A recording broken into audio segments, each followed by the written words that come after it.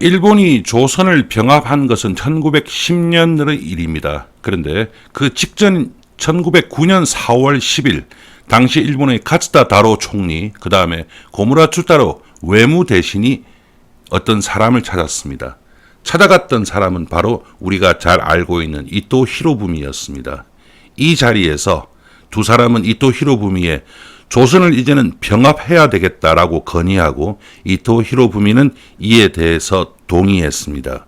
우리가 일반적으로 알고 있는 사실과 상당히 다른 부분입니다. 이 얘기를 이어가 보겠습니다.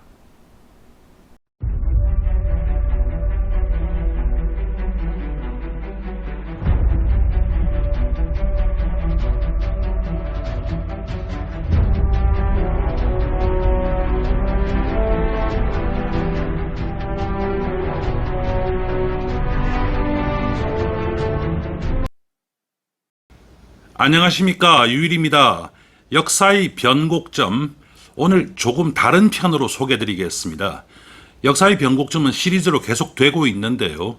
시리즈의 내용을 이해하는데 꼭 필요하시거나 또는 알고 계시면 이해에 훨씬 도움이 될 수 있는 내용들, 하지만 시리즈의 흐름과는 약간 차이가 있는 그런 내용들은 번외편으로 제작을 해서 이렇게 제공해 드리도록 하겠습니다.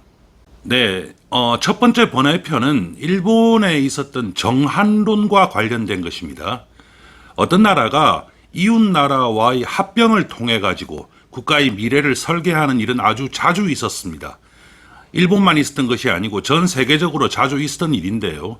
일본 또한 거의 언제나 자신들이 대륙으로 진출하기 위한 방법의 하나로서 한반도 진출, 그리고 그 진출의 방법의 하나로서 조선 병합을 상상해 왔던 것입니다. 하지만 일본은 대부분의 경우에 조선을 군사적으로 침공할 수준의 그 국력을 갖추지는 못했던 것입니다. 그런데 이러한 한계에 대해서 의문을 제기한 것이 바로 임진왜란입니다. 임진왜란 그리고 그 이후의 정유재란에 의해서 일본은 조선의 군사적으로 침략이 가능하겠구나라는 생각을 하게 되었던 것이죠. 이런 상황에서 처음에는 그냥 상당히 관념적이고 또 어떤 면에서는 공상적인 수준의 아주 초보적인 정한론이 대두되었다가 나중에 이 정한론은 상당한 체계를 갖추게 됩니다. 그래서 이 얘기의 시작은 먼저 최근 일본의 대학 교수가 내놓은 의문, 그 의문에서부터 출발해 보겠습니다. 네, 얘기의 시작은 지금도 잘 살아서 학술 활동을 하고 있는 어느 일본 교수입니다. 오노 도시유키라고 하는 사람이고요. 이 사람은 원래 그 산케이 신문의 기자로 오랫동안 근무했던 사람이고 나이가 들어서 대학에 교수로 가 있는 사람인데 이 사람이 제기했던 의문이 하나 있습니다. 그 의문이 뭐냐면 정한론이라고 하는 말이 나올 당시에 한국은 조선이라는 국명을 가지고 있었다. 그렇다면 정조론이나 또는 정선론이 되어야 한다. 하지만 왜 정한론이란 명칭을 사용했던가 라는 부분에 대해서 이 사람이 의문을 제기했던 것입니다. 그러면서 나름대로 답을 내는 것이 아마도 그 당시에 정한론은 일본 서기에 나오는 신공황후설화에 나오는 삼한정벌에서 한을 따와서 그 모티브로 만들어진 것이 아니었던가라는 생각을 하고 있다라고 말했던 것입니다. 이만큼 정한론이라고 하는 것은 일본에서는 상당히 뿌리 깊은 그러한 얘기들이 되겠습니다. 시작 단계에서 정한론은 상당히 그냥 개념 수준에 불과했습니다. 지금 보이는 사람 한 사람을 모두 설명하기는 어려운데요. 예를 든다면 지금 하야시 슌사이, 그 다음에 하야시 시헤이 이런 사람들이 있었는데 이런 사람들은 기본적으로 정한론에 대해서 오래전부터 얘기를 했던 사람들입니다. 이 사람들은 아주 오래된 사람들이고요. 17세기 그러니까 하야시 슌사이 같은 경우에 1618년에 태어나서 1680년에 죽었는데 우리나라에 임진왜란이 일어났던 것이 1592년입니다. 그러니까 하야시 슌사이가 태어난 것은 임진왜란이 끝나고 20년도 되지 않은 이런 사람인데, 이 사람이 물론 일본 주자의 최고봉이라고 하는 하야시 라잔 이 사람의 아들이긴 한데요. 이 사람이 아주 그 한반도는 일본 고대의 신의 고향이다라고 하는 아주 관념적인 얘기를 했어요. 그리고 그 옆에 보면 하야시 시헤이라고 하는 사람이 보이십니다. 이 사람도 삼국 통남 도설이라고 해가지고, 여기서 삼국이라고 하는 건 조선, 류큐 이런 곳에 있는 일본 근강에 있는 국가들을 얘기하는데, 이러한 국가들에 대한 지도를 어느 정도 하면서 한반도와 류큐, 지금의 오키나와 부근이 되겠죠. 거기는 일본의 방위와 밀접한 연관을 가지니까 그냥 국가 이익을 위해서 팽창 정책이 필요하다 정도 얘기를 했던 것입니다. 개념 수준의 정한론은 계속됐습니다. 사토 노부히로라고 하는 사람이 있었는데, 이 사람 또한 조금 그 황당한 주장을 했습니다. 중국을 정복해야 한다라는 황당한 주장을 하면서 나름 구체적인 계획이라고 내놓기는 했습니다. 하지만 그 또한 어떤 군사 작전이라든지 그런 계획이 있었던 것은 전혀 아닙니다. 단지 일본 사람들은 오래전부터 한반도와의 어떤 식으로든 합병을 생각을 하고 있었다. 그런 얘기가 되겠습니다. 네, 이렇게 그저 상상에 머물고 있던 정한론. 그런데 이 정한론이 그 이후에 현실적인 필요를 만나게 되죠. 그리고 이론적으로 상당히 고도화되기 시작하고 상당한 수준의 계획까지 갖춘 정한론이 나타나기 시작합니다. 특히 메이지 유신 이후 정한론은 각종의 사건들에 의해서 상당히 현실화되기 시작하는 것입니다. 정한론이 이제 이론적으로 고도화하게 된 것은 현실적 필요에 의한 것입니다. 지금 보이는 사람, 이 사람은 요시다 쇼잉, 우리가 그 메이지 유신의 아버지라고 이제 얘기를 하는 사람인데, 이 사람은 실질적으로 아편 전쟁의 실상에 대해서 알았습니다. 그리고 나서 이거 뭔가 새로운 세상이 오고 있다라고 생각을 하고 나서 일본 전국을 떠돌면서 가르침을 청했고, 나가사키 데지마에 가서 네덜란드 선박에 직접 올라가 보기도 하고 뭐 그랬던 사람인데, 이 사람이 조선에 대해서 과거 속국이었다, 그러니까 조공을 바치게 해야 한다라고 주장을 했던 것이고요. 그 다음에 이 사람은 하시모토 사나이라고 하는 사람입니다. 이 사람은 그래도 어느 정도 이론적으로 고도화를 했던 사람입니다. 서양 역사를 이 사람이 공부를 해봤더니 국가 간의 연맹이 있더라 이거죠. 그렇다면 일본의 생사는 조선과의 동맹에 달려있다라고 생각을 하고, 그 1차적으로 한반도와 만주는 병합해야 한다라고 주장을 했던 것이고, 그러한 주장의 가장 큰 근거는 러시아에 의한 위협 때문이었다, 이렇게 생각을 하고 있었고요. 그 다음에 이제 나온 이타쿠라 카스기요, 이 사람은 귀족입니다. 마츠야마 번지, 현재는 그 오카야마 현인데요. 여기 번주고 또 막부에서 고관을 역임하는데, 이 사람이 태평천국의 난이 일어났다라는 소식을 듣고, 자, 우리에게 기회가 왔다. 이제 군대를 파견해가지고 중국과 조선을 공격하자라고 하면서 여기서부터 어느 정도 체계를 갖춘 정한론이 나오기 시작을 했던 것이죠. 그 다음 사람이 카츠카이쇼입니다. 이 사람은 뭐 아주 그 해양 초기부터 일본에서는 거의 그 대외통으로 역할을 했습니다. 어려서부터 네덜란드어와 그 다음에 서양 학문을 공부했던 사람입니다. 그런데 이 사람은 조선과 청나라가 연대해야 한다는 아시아 연대론을 주창했는데, 그 중심에 일본이 있었던 것입니다. 그런데 이 사람의 정한론은 내용을 읽어보면 무력 침공 뭐 이런 것보다는 일본 상황을 감안해 가지고 삼각 경제 블록을 구상했던 것으로 보입니다. 그러다가 사건이 일어납니다. 첫 번째가 이제 8.5 사건이라고 하는데, 이 사건은 하나하나 설명을 하면 좀 길어지는데 간단하게 생각하면, 당시 청나라의 그 남부 끝에 지금의 그 광저우, 같은 광저우입니다. 광저우에서 중외신문이라고 하는 신문이 나오고 있었습니다. 그때 내가 홍콩에 거주하는 일본인이다라고 해가지고 기사를 기고해가지고 일본이 조선을 정벌하려 한다라는 내용을 기고를 했어요. 근데 사실은 그런 사실은 없었습니다. 그런 사실은 전혀 없었는데, 이 사건 때문에, 이 사건은 나중에 청나라를 통해서 조선에 알려지게 됩니다. 그래서 조선이 그 이후에 일본이 보낸 국서를 거부하는 사건이 일어납니다. 국서의 경우에 겉으로 얘기하기로는 평상시 쓰지 않는 그 호칭을 썼다. 즉 천황을 황자를 썼다라고 해서 거부했는데 그 외에도 몇 가지가 있습니다만은 사실은 이 8.5 사건 때문에 조선의 입장에서 일본이 무슨 일을 꾸미고 있는가라는 의심을 할 수밖에 없었던 것입니다. 그래서 국서 거부 사건이 일어나고 이 국서 거부 사건 때문에 많은 일본 사람들이 조선을 정벌해야 한다라는 얘기를 하기 시작합니다. 그 중에서도 어떤 사람들은 상당히 그 구체적인 군사 계획까지도 내놓았습니다.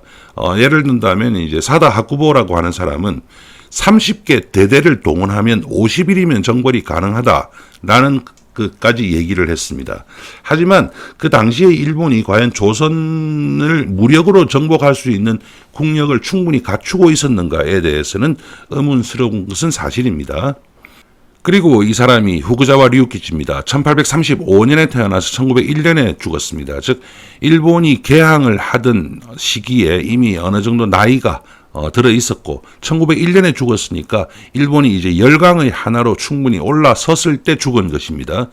이 사람은 일본 근대화에서는 최고로 존경받는 인물이고 일본의 만행 집회에도 바로 요 얼굴이 나오는 사람입니다. 그런데 이 사람은 조선 정부를 구체적으로 거론한 적은 없습니다. 그렇지만 향후 일본이 나아갈 1차적인 목표는 중국이다. 그리고 중국으로 가려면 그 달성하기 위한 방법으로 조선을 점령해야 한다라는 뉘앙스로 말을 한 적은 있습니다.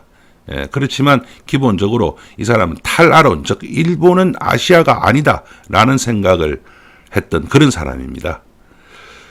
정한론이면 절대 빠뜨리지 않고 얘기하는 사람이 바로 사이고 다카모리입니다. 이 사람은 이제 메이지 6년 정변을 일으켰는데 그 주된 원인이 정한론 때문이었습니다. 그래서 그 정변을 일본 내에서는 정한론 정변이라고도 부르는데 이 사람이 과연 정한론자였는가에 대해서는 학문적으로 논란이 있습니다. 그런데 일본의 역사 교과서에서도 이 사람을 정한론의 선두주자다라고 교육을 하고 있는 그런 사람입니다. 네, 이렇게 해서 정한론이 이제 구체적인 실체를 갖추기 시작합니다. 하지만 그때까지도 정한론에 대해서는 일본 내부에서도 찬성파와 반대파가 분명히 대립하고 그래서 그 이후에 일본 내각은 우리가 조선을 어떻게 볼 것인가에 대해서 공식적인 입장을 내놓았는데요. 그 입장은 대충 4가지 정도로 구분이 됩니다. 1873년에 이와쿠라 사절단이라고 해서 사절단을 미국과 유럽으로 보냅니다. 그런데 그 당시에 제가 마우스 포인트로 보여드리겠습니다만은 양행조라고 해가지고 서양에 갔던 사람들이 있고 유수조, 남아있었던 사람들이 있죠. 유수조들이 주로 정한론을 주장했던 사람들입니다.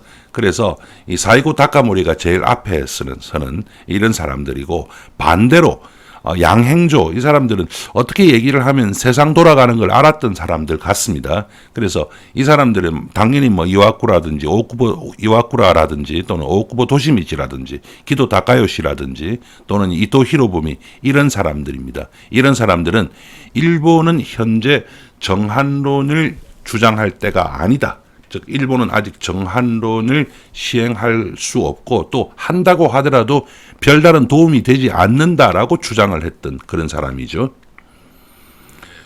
그리고 나서 청일전쟁이 일어납니다. 그런데 청일전쟁이 일어나서 청일전쟁이 완전히 끝나기 전에 일본 내각이 공식적으로 결정을 합니다. 즉 앞으로 우리가 조선을 어떻게 할 것인가에 대한 의견이 이제 모아지는 것입니다. 내용을 보시겠습니다. 이게 이제 1894년 8월 17일 청나라가 완전히 항복하기 직전이었는데요. 4개의 안이 나옵니다. 하나하나 이제 설명을 해드리면 제1안으로 조선을 완전한 자주 독립국으로 만들어 누구도 간섭하지 못하게 한다. 좋은 안인데 일본 입장에서 얻는 게 없죠. 그 다음에 이 안이 이제 중요하지만 4만부터 가도록 하죠. 청나라와의 합의를 통해 지속적으로 협조하면서 조선에 대한 영향력을 계속 유지한다. 상당히 온건한 안이라는 것을 알 수 있습니다만은 그래도 이것 또한 일본 입장에서 그렇게 좋을 것이 없고요. 4는 조선을 스위스와 같은 영세 중립국으로 만든다. 하는 것이었는데 힘을 받은 것은 당연히 이안입니다. 조선을 명목상 독립국화하되 일본이 계속해서 도와준다라고 하는 것인데 이 도와준다라고 하는 것이 어떤 의미를 가지는가는 시대에 따라서 그리고 의사결정권자의 생각에 따라서 얼마든지 달라질 수 있는 것입니다. 이렇게 해서 대충 이안으로 분위기가 만들어지고 그리고 나서 나왔던 것이 이토 히로부미입니다. 이토 히로부미 같은 경우에 이 사람은 젊은 시절 영국에 유학을 했습니다. 그래서 그 전에 그 액트 오브 유니언이라고 해가지고 잉글랜드와 스코틀랜드가 어떻게 병합되었는가 역사적인 사실에 대해서 공부를 많이 했고 그 모델 그러니까 동군연합이라고 하죠. 하나의 왕을 모시고 나라는 따로 존재하는 그러한 모델을 일본과 한국에 적용할 구상을 하지 않았는가라고 생각을 합니다. 실질적으로 그 러일 전쟁이 일어나기 직전에 또 일본 군부들은 러시아와 한판을 붙자라고 얘기를 하는데 이토 히로부미는 그것을 반대했습니다. 그리고 러시아와 만한 교환론이라고 해가지고 실질적으로 일본이 그 당시에 조선을 군사적으로 활용하지 않겠다라고 제안을 할 정도고 그 이후에 통감 통치를 했습니다. 을사조약에 의해 가지고 우리나라에는 일본에서 파견된 통감이 왔었죠. 이 사람이 초대 통감이었습니다. 그런데 막상 이 사람이 통감을 해보니까 자기가 생각했던 대로 되지 않았던 것입니다. 그래서 통감에서 물러났고 자기가 주장했던 것은 그다지 큰 효과가 없었다는 것이 증명이 되었던 것입니다. 이 상황에서 제가 티저에서 말씀드렸던 것처럼 이제 1909년 4월 10일 그러니까 조선을 병합한 것은 1910년 7월 30일입니다. 그러니까 1년 3개월 전인데 실질적으로 나라가 나라를 하나 병합하기 위해서는 사전 준비 작업이 엄청나게 많았을 것입니다. 그래서 그 작업이 이제 시작되는 시점이었을 겁니다. 그때 일본의 총리와 외무대신이 그 당시 원로였던 이토 히로부미를 찾아가서 이제 조선을 병합하는 작업을 시작하겠습니다 라고 했고 이미 이토 히로부미는 거기에 대해서 하지 마라라고 할 입장이 아니었습니다. 그렇게 해서 정한론은 처음 시작이 어쨌든 그리고 중간에 어떻게 이것이 변질되었던 간에 마지막에는 끝내 조선 병합으로 현실화가 되었던 것입니다. 네, 정한론에 대한 내용을 조금 알아봤습니다. 지금 일본에 정한론을 주장하는 사람은 없습니다. 일부 잘 모르는 우익 세력들, 그 사람들이 내놓는 경우는 있지만 그건 뭐 어디나 있는 망상에 불과한 것이고 아무 의미는 없습니다. 또한 일본이 현재 한국을 군사적으로 뭐 정복할 여건도 되지 않고 그럴 만한 필요성도 없습니다. 또 한국도 이제 국력이 아주 세졌기 때문에 일본이 한국을 군사적으로 정복한다 이런 생각은 없습니다. 단지 이러한 움직임이 그 당시 그러니까 지금으로부터 거의 200년 전 당시의 국제 정치 질서에 영향을 주었다라는 것을 우리는 상기해야 하는 것입니다. 네, 역사의 변곡점 첫 번째 번외편으로 정한론에 대해서 말씀을 드렸습니다. 재미있으셨다면 구독 그리고 좋아요 버튼 눌러주시면 아주 큰 도움이 되겠습니다. 이제 다음 편은 다시 중국 얘기로 돌아가도록 하겠습니다. 우리가 아편전쟁 5편 얘기했고 또 그 이후에 일본의 개황과 메이지 유신에 대해서 5편 얘기했지 않습니까? 이제 번외편 한 편 했고 이제 다시 중국 얘기로 들어가 보도록 하겠습니다. 감사합니다.